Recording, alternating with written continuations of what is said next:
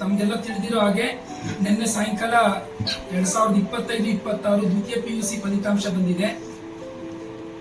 ನಾವೆಲ್ಲರೂ ಹೆಮ್ಮೆ ಪಡ್ತಕ್ಕಂಥ ವಿಷಯ ಏನಂದ್ರೆ ನಮ್ಮ ಕಾಲೇಜಿನ ವಿದ್ಯಾರ್ಥಿನಿ ಬಿಂದು ಅಂತ ವಿದ್ಯಾರ್ಥಿನಿ ಬಿಂದು ಎ ಸ್ಟೇಟ್ಗೆ 3ನೇ ರ್ಯಾಂಕ್ ತಗೊಂಡಿದ್ದಾಳೆ. ಸೈನ್ಸ್ ವಿಜ್ಞಾನ ವಿಭಾಗದಲ್ಲಿ 599 ಹೈಯೆಸ್ಟ್ ಮಾರ್ಕ್ಸ್ 600ಕ್ಕೆ. ಈ ಮಗು 597 ತಗೊಂಡು ಸ್ಟೇಟ್ಗೆ 3ನೇ ರ್ಯಾಂಕ್ ತಗೊಂಡಿದ್ದಾಳೆ. ಮತ್ತೆ ಬೆಂಗಳೂರು ಗ್ರಾಮಾಂತರ ಜಿಲ್ಲೆಗೆ 1ನೇ ರ್ಯಾಂಕ್ ಅನ್ನ ತಗೊಂಡಿದ್ದಾಳೆ. ಕಾಮರ್ಸ್ ಅಲ್ಲಿ ಪ್ರಾರ್ಥನಾ ಅಂತಕ್ಕಂಥ ಮಗು 594 ಮಾರ್ಕ್ಸ್ ಅನ್ನ ಸ್ಕೋರ್ ಮಾಡಿ 600ಕ್ಕೆ 7ನೇ ರ್ಯಾಂಕ್ ಅನ್ನ ತಗೊಂಡಿದ್ದಾಳೆ. ಪ್ರಾರ್ಥನಾ ಆದ್ಮೇಲೆ ರಕ್ಷಾ ಅಂತಕ್ಕಂಥ ಹುಡುಗಿ 593, ಪೃಥ್ವಿಕ್ ಜೈನ್ ಅಂತ 592, ಗಾನಶ್ರೀ ಅಂತಕ್ಕಂಥ ಹುಡುಗಿ 589 ವಿಜ್ಞಾನ ವಿಭಾಗದಲ್ಲಿ ಅವರು 10 ರ್ಯಾಂಕ್ ಅನ್ನ ತಗೊಂಡಿದ್ದಾರೆ.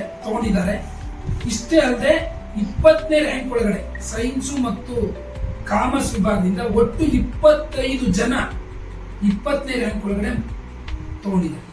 ಇದು ನಿಜವಾಗ್ಲೂ ಕೂಡ ನಮ್ಮ ಕಾಲೇಜಿನ ಒಂದು ಅದ್ವಿತೀಯ ಸಾಧನೆ. 25 ಜನ 20ನೇ ರ್ಯಾಂಕ್ ಒಳಗಡೆ ತಗೊಂಡಿದ್ದಾರೆ. 580 ಒಳಗಡೆ 25 ಜನ ಇದ್ದಾರೆ. 600ರಿಂದ 585. ಇದು ನಿಜವಾಗ್ಲೂ ಕೂಡ ನೆಲಮಂಗಲಕ್ಕೆ ಮತ್ತು ನೆಲಮಂಗಲ ಜನತೆಗೆ, ಕಾಲೇಜ್ಗೆ, ಮ್ಯಾನೇಜ್ಮೆಂಟ್ಗೆ, ಪ್ರತಿಯೊಬ್ಬರು ಕೂಡ ಪೇರೆಂಟ್ಸ್ಗೆ ಖುಷಿ ಪಡತಕ್ಕ ವಿಷಯ, ಹೆಮ್ಮೆಯ ವಿಷಯ. ನಾವು 2 ವರ್ಷದ ಹಿಂದೆ ಸ್ಟೇಟ್ಗೆ 5ನೇ ರ್ಯಾಂಕ್ ಕೊಟ್ಟಿದ್ವಿ. ಈ ವರ್ಷ 3ನೇ ರ್ಯಾಂಕ್ ಕೊಟ್ಟಿದ್ದೀವಿ. ಇಷ್ಟು ರ್ಯಾಂಕಿನ ಸಂಬಂಧಪಟ್ಟಿದ್ದ ವಿಷಯ. ನಮ್ಮಲ್ಲಿ ಈ ವರ್ಷ 737 ಜನ ವಿದ್ಯಾರ್ಥಿಗಳಿದ್ರು. ಅದರಲ್ಲಿ ಒಂದು ವಿದ್ಯಾರ್ಥಿ ಕಾರಣಾಂತರದಿಂದ ಎಕ್ಸಾಮ್ ಅನ್ನು ಬರೆದಿರಲಿಲ್ಲ. ಇನ್ನು 736 ವಿದ್ಯಾರ್ಥಿಗಳು ಎಕ್ಸಾಮ್ ಅನ್ನು ಬರೆದಿದ್ರು. 736.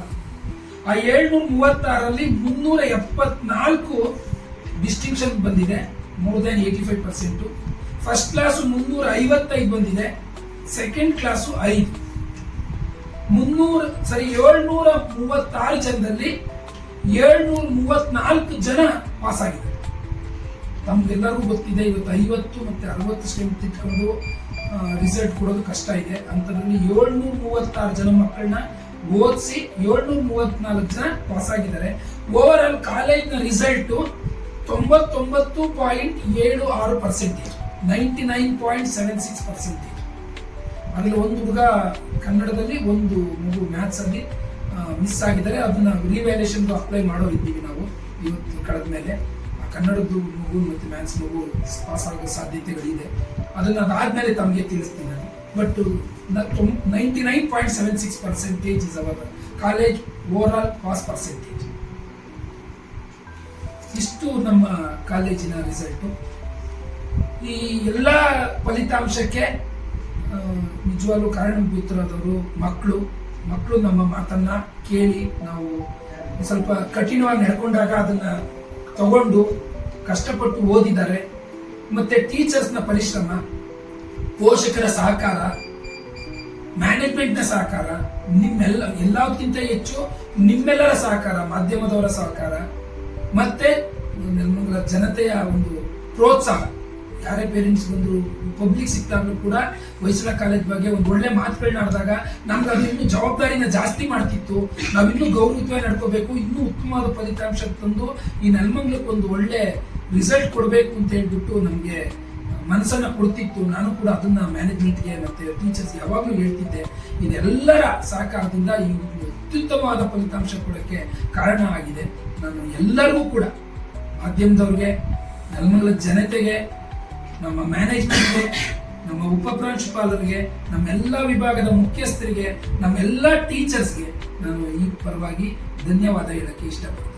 ನಾವು ನವೆಂಬರ್ 2ನೇ ತಾರೀಕು, ನವೆಂಬರ್ 1 ಕನ್ನಡ ರಾಜ್ಯೋತ್ಸವ ಆದ್ಮೇಲೆ ನವೆಂಬರ್ 2ನೇ ತಾರೀಕಿಂದ ಮಾರ್ಚ್ 17ನೇ ತಾರೀಕುವರೆಗೂ ಒಂದು ದಿವಸ ಕೂಡ ರಜಾ ಮಾಡಿದ್ವಿ. Each day is working day ಮಾಡಿದ್ದೀವಿ. ಪ್ರತಿಯೊಂದು ದಿವಸನೂ ಕೆಲಸ ಮಾಡಿದ್ದೀವಿ. ಹಬ್ಬಗಳಿರ್ಬೋದು, ರಜಾ ದಿನಗಳಿರ್ಬೋದು, ಯಾವತ್ತೂ ಕೂಡ ರಜೆ ಕೊಡದೆ ನಮ್ಮ ಟೀಚರ್ಸು ವಾಲಂಟ್ರಿಲಿ ಪ್ರತಿಯೊಬ್ಬರು ಕೂಡ ಬಂದು ಕೆಲಸ ಮಾಡಿ ಆ ಮಕ್ಕಳಿಗೆ ಒಂದು ಒಳ್ಳೆಯನ್ನ ಮಾಡಬೇಕು ಅನ್ನೋ ಉದ್ದೇಶದಿಂದ ಮಾಡಿರ್ತಕ್ಕಂಥದ್ದು ಈ ಎಲ್ಲ ಉತ್ತಮವಾದ ಫಲಿತಾಂಶಕ್ಕೆ ಕಾರಣ ಅಂತ ಹೇಳಿ ಈ ಸಂದರ್ಭದಲ್ಲಿ ಹೇಳಕ್ಕೆ ಇಷ್ಟಪಡ್ತೀನಿ. ತಾವೇನಾದರೂ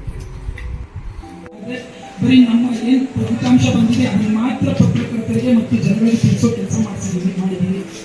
ದಯವಿಟ್ಟು ಈ ಸಮಯದಲ್ಲಿ ಆ ಮಗು ಆತ್ಮಕ್ಕೆ ಶಾಂತಿ ಸಿಗಲಿ.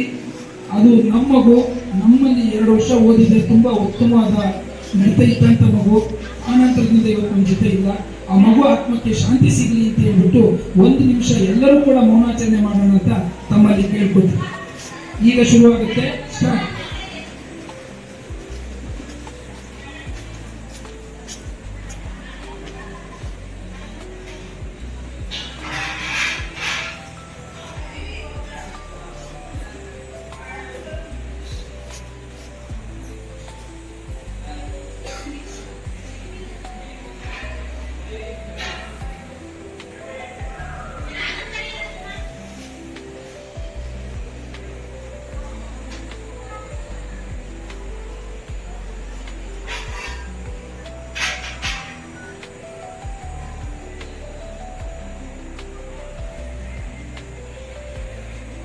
ಕಾಲೇಜಲ್ಲಿ 2J1 ಸೆಕ್ಷನಲ್ಲಿ ಓದ್ತಾ ಇದ್ದೆ. ನಂದು 597 ಸ್ಕೋರ್ ಆಗಿದೆ. Kannada 99, English 99, physics 100, chemistry 99, maths 100, CS ಕೂಡ 100 ಬಂದಿದೆ. ಇದಕ್ಕೆಲ್ಲ ನಮ್ಮ Hoysala college principal sir, vice principal sir ಮತ್ತು ಎಲ್ಲ ಫ್ಯಾಕಲ್ಟೀಸ್ ಕಾರಣಾಗಿದ್ದಾರೆ. ಇವರೆಲ್ಲ ತುಂಬ ಚೆನ್ನಾಗಿ ಗೈಡ್ ಮಾಡ್ತಾರೆ. ಏನು ಡೌಟ್ಸ್ ಇದ್ರು ಯಾವ ಟೈಮಲ್ಲಿ ಬೇಕಾದರೂ ಕ್ಲಿಯರ್ ಮಾಡ್ತಾರೆ. ಇದರಿಂದ ನಾನು ಇಷ್ಟು ಚೆನ್ನಾಗಿ ಮಾರ್ಕ್ಸ್ ತೆಗಿತೀನಿ. ಎಷ್ಟು ಗಂಟೆಗಳ ಕಾಲ ಓದ್ತಾ ಇದ್ರಿ? ನಾನು ಇಷ್ಟೇ ಗಂಟೆ ಅಂತ ಇಲ್ಲ ಸರ್, ಯಾವಾಗ ಟೈಮ್ ಇರುತ್ತೋ, ಯಾವಾಗ ಮೈಂಡ್ ಫ್ರೀ ಇರುತ್ತೋ ಅವಾಗೆಲ್ಲ ತುಂಬ ಚೆನ್ನಾಗಿ ಕಾನ್ಸಂಟ್ರೇಟ್ ಮಾಡ್ಬಿಟ್ಟು ಹೋಗ್ತೀನಿ. ನೀವು ಬರೀ ಓದ್ತಾನೆ ಇದ್ರೆ ಮತ್ತು ಒತ್ತಡಗಳು ಇದ್ದಾಗ ನೀವು ಯಾವ ಒತ್ತಡಗಳು ಫೇಸ್ ಮಾಡ್ತೀರಿ ಮತ್ತು ಇಷ್ಟು ಟೈಮ್ ಓದ್ತಾ ಇದ್ರಿ? ಪೇರೆಂಟ್ಸ್ ತುಂಬ ಚೆನ್ನಾಗಿ ಸಪೋರ್ಟ್ ಮಾಡ್ತಾಯಿದ್ರು. ಅವ್ರು ಏನು ಕೇಳಿದ್ರು ಕೊಡ್ತಾ ಇದ್ರು ಸರ್. ಓದೋಕ್ಕೆ ಯಾವ ಕೋರ್ಸ್ ಬೇಕಾದರೂ, ಎಂಥ ಬುಕ್ ಬೇಕಾದರೂ ತುಂಬಿಕೊಡ್ತೀನಿ. ನೀವು ಟಾಪರ್ ಬರ್ತಿರೋದು ನಿರೀಕ್ಷೆ ಇತ್ತಾ ನಿಮಗೆ? ಹಾಂ ಸರ್. ಮುಂದಿನ ಗುರಿ ಏನು? ಮುಂದೆ ಇಂಜಿನಿಯರಿಂಗ್ ಮತ್ತು CIT ಮಾಡಬೇಕು ಅಂತ ಇದ್ದೀನಿ ಸರ್. ಬರುವ ವಿದ್ಯಾರ್ಥಿಗಳು ಏನು ಹೇಳ್ತೀರಾ ಮೇಡಮ್? ಬರುವ ವಿದ್ಯಾರ್ಥಿಗಳಿಗೆ ತುಂಬ ಚೆನ್ನಾಗಿ ಹೇಳ್ಕೊಡ್ತಾರೆ. ನಿಮಗೆ ಇಲ್ಲಿ ಬಂದರೆ ಬ್ರೈಟ್ ಫ್ಯೂಚರ್ ಸಿಗುತ್ತೆ ಅಂತ ಹೇಳ್ತಾರೆ. ಕಾಲೇಜಿನ ಬಗ್ಗೆ ಏನು ಹೇಳ್ತೀರಾ? ಕಾಲೇಜ್ ತುಂಬ ಚೆನ್ನಾಗಿದೆ ಸರ್. ಎಲ್ಲ ಏನು ಕೇಳಿದ್ರು ಸಪೋರ್ಟ್ ತುಂಬ ಚೆನ್ನಾಗಿ ಮಾಡ್ತಾರೆ, ತುಂಬ ಚೆನ್ನಾಗಿ ಗೈಡ್ ಮಾಡ್ತಾರೆ. ಮತ್ತು ಇಲ್ಲಿ ನೀಟು, CET, JEE ಎಲ್ಲ ಕೋಚಿಂಗ್ ಇದೆ. ಸೊ ಅದರಿಂದ ಬೋರ್ಡ್ ಎಕ್ಸಾಮ್ಸ್ ಕೂಡ ತುಂಬ ಈಸಿ ಆಗುತ್ತೆ. ಅದೆಲ್ಲ ರಿಸಲ್ಟ್ಸ್ ತುಂಬ ಚೆನ್ನಾಗಿದೆ. ಮೇಡಮ್, ನಗರದ ಪ್ರತಿಷ್ಠಿತ ಕಾಲೇಜುಗಳಿಗೆ ಈ ಗ್ರಾಮೀಣ ಭಾಗದ ವಿದ್ಯಾರ್ಥಿಗಳು ಏನು ಕಮ್ಮಿ ಇಲ್ಲ ಅನ್ನೋದು ಎತ್ತು ತೋರಿಸಿದ್ದೀರಾ. ಈ ಹೊರವಲಯದ ಬೆಂಗಳೂರು ಹೊರವಲಯದಿರುವ ಹೊಯ್ಸಳ PU ಕಾಲೇಜಿನಲ್ಲಿ ಇಷ್ಟು ಅಂಕಗಳು ಬರೋಕ್ಕೆ ಶಿಕ್ಷಕರ ಶ್ರಮ, ಅದ್ರ ಬಗ್ಗೆ ಮತ್ತು ಕ್ರಮ, ಅವ್ರು ಯಾವ ಥರ ಪಾಠ ಮಾಡಿದ್ರ ಬಗ್ಗೆ ತುಂಬ ಚೆನ್ನಾಗಿ ಟೀಚ್ ಮಾಡ್ತಾರೆ ಸರ್. ಈಗ ಚಿಕ್ಕ ಮಗುಗೆ ಹೇಳ್ಕೊಡೋ ಥರ ಹೇಳ್ಕೊಡ್ತಾರೆ. ಎಲ್ಲ ತುಂಬ ಚೆನ್ನಾಗಿ ಹೇಳ್ಕೊಡ್ತಾರೆ. ಮತ್ತು ನೀವು ಯಾವ ಥರ ಬೇಕಾದರೂ ಪ್ರಶ್ನೆ ಕೇಳಿದ್ರು ಅವ್ರು ಉತ್ತರ ಮಾಡ್ತಾರೆ. ತುಂಬ ಚೆನ್ನಾಗಿದೆ. ಮನೆ ವಾತಾವರಣ ಮೇಲೆ ಪೇರೆಂಟ್ಸ್ ನಿಮ್ಗೆ ಯಾವ ಥರ ಸಪೋರ್ಟ್ ಕೊಡ್ತಾರೆ? ಪೇರೆಂಟ್ಸ್ ತುಂಬ ಒಳ್ಳೆ ಸಪೋರ್ಟ್ ಕೊಡ್ತಾರೆ ಸರ್. ಎಲ್ಲದಕ್ಕೂ ಏನು ಕೇಳಿದ್ರು ಕೊಡ್ತಾರೆ sir. Thank you. Thank you. Accounts 100, CS 100, economics 100, business 100. ಎಲ್ಲದಕ್ಕೂ ಕಾರಣ ಪ್ರಿನ್ಸಿಪಲ್, ವೈಸ್